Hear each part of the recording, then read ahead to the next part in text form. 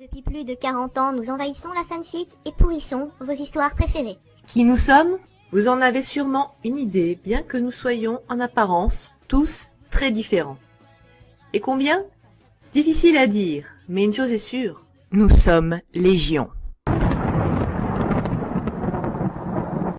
Heureusement pour vous, 5 d'entre nous se sont repentis. Ayant pris leur retraite, elles sont aujourd'hui bien décidées à vous aider à reconnaître leurs semblables et, si possible, à empêcher de la sorte les masses instruites de perpétrer cette espèce maudite.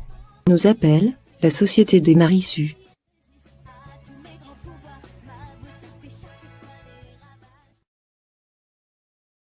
With that dragon mate keeping our planet secure. Mérissou, c'est féminin? Oui, mais encore une fois, n'allez pas croire qu'elles sont toutes des filles pour cette raison, loin de là. Les auteurs masculins aussi peuvent vouloir se créer un avatar idéalisé. Pour preuve, aujourd'hui, pas un, mais 2 exemples de Gary Stu.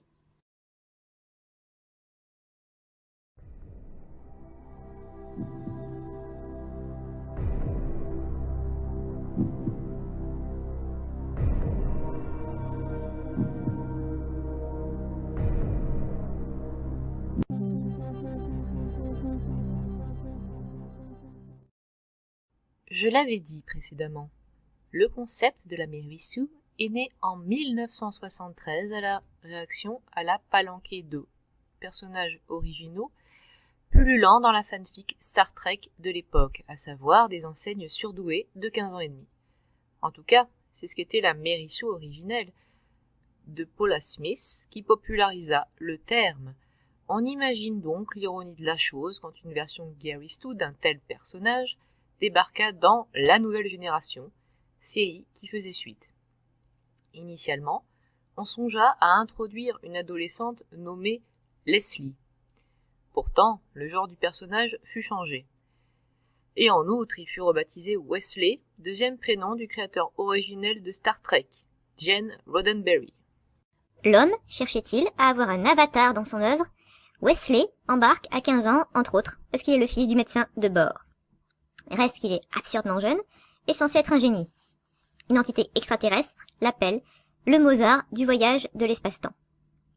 Il fera fort dès le pilote, donnant des ordres à la place du capitaine sans écouter ce que dit ce dernier et devine les problèmes en un clin d'œil, malgré qu'ils ne comprennent pas les graphiques utilisés. Les autres personnages tantôt l'écoutaient aveuglément et le portaient au nu, tantôt l'ignoraient initialement selon ce qui mettrait le plus Wesley en valeur.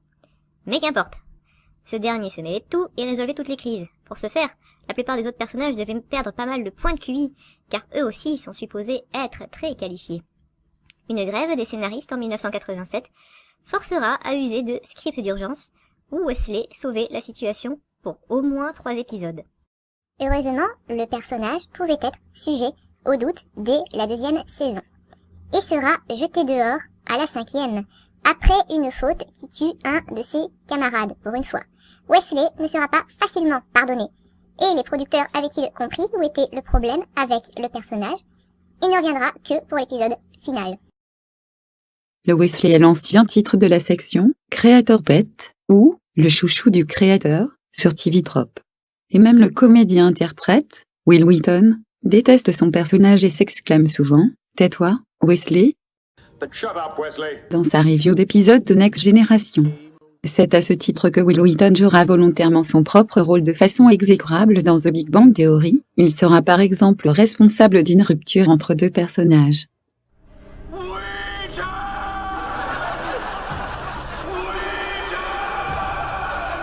Sheldon, l'un des protagonistes, le détestera rapidement et ira jusqu'à le surnommer Jar Jar Binks de l'univers Star Trek. En 2000, on trouvera dans le film Hommage à Star Trek Galaxy Quest le lieutenant Laredo dans la série télévisée du même nom, le pilote âgé de 10 ans. 20 ans plus tard, Tommy Weber, le comédien-interprète, est incapable de garer un vrai vaisseau sans l'égratigner.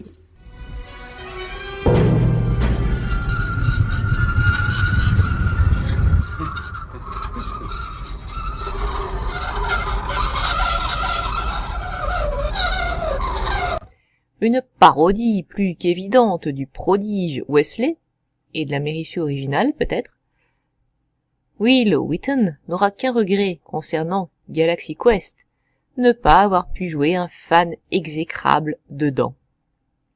Dans Futurama, Kubert, le clone de 12 ans du professeur Farnsworth, en serait également une parodie. Volontairement casse-pied dans son épisode d'intro, c'est aussi le seul où il fait preuve d'esprit scientifique. À la fin. Par la suite, Kubert restera un gamin ennuyeux à l'intelligence normale, comme apparemment beaucoup auraient voulu voir Wesley tourner.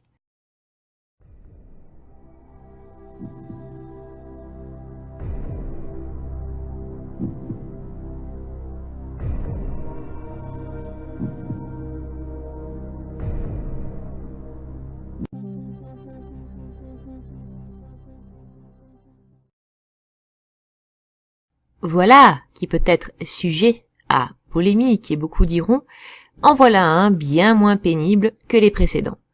Peut-être, mais son côté Avatar ne trompe personne, bien que Christopher Paolini ait affirmé que son personnage, et lui, s'était éloigné au fil du temps. Restent des signes indéfendables, à commencer par le fait que Paolini avait 15 ans quand il a rédigé le premier tome. L'âge où on est prompt à créer des sous-avatars, encore que c'est plus rarement dans le cadre des histoires originales. Originales jusqu'à un certain point, en tout cas. Étant donné les nombreux points communs d'Eragon avec un certain Luke Skywalker. Orphelin, élevé par son oncle fermier, le dit-on oncle est tué au début. Eragon suit un maître du nom de Brom, qui lui a donné une épée, lui apprend la télékinésie, et part de chez lui. L'univers fantasy et ses races évoquant pour leur part le Seigneur des Anneaux et les dragons télépathes avec leur maître rappellent la ballade de Pern d'Anne McCaffrey ainsi que Dragon Hatcher de Bruce Scoville. Mais le plus est que Christopher Paolini, qui avait attribué son âge à son héros, voulait que celui-ci fasse ce qu'il ne pouvait pas faire. Et chevaucher un dragon. Au début, Eragon trouve un œuf, d'où éclot une dragonne, Saphira. C'est là qu'on comprend d'où vient le nom du héros. Changer juste une lettre. Et on retrouve le cliché de l'animal de compagnie inhabituel.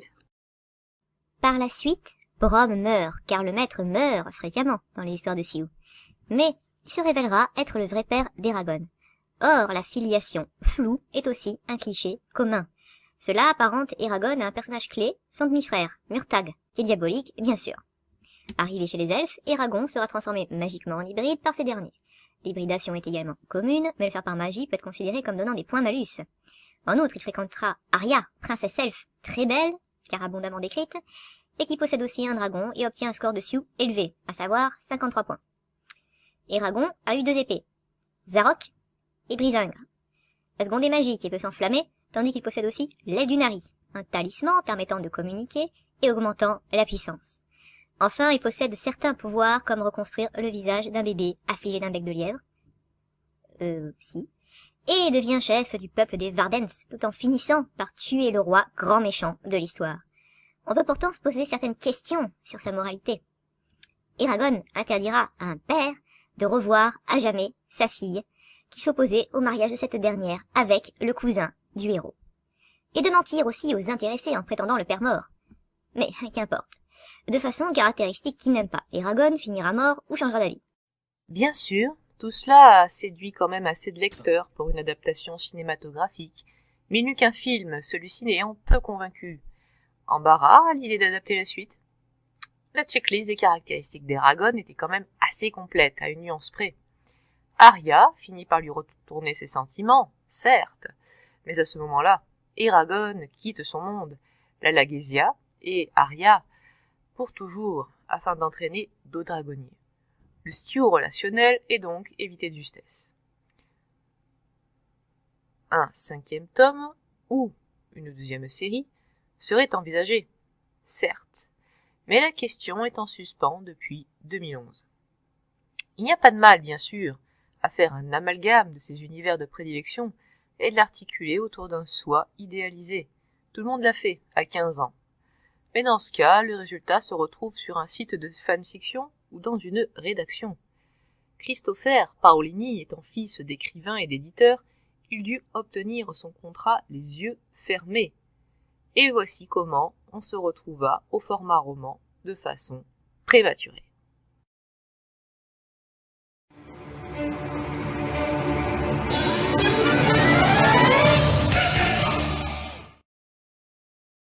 Pour ne rien rater de la suite, n'hésitez pas à vous abonner, ici.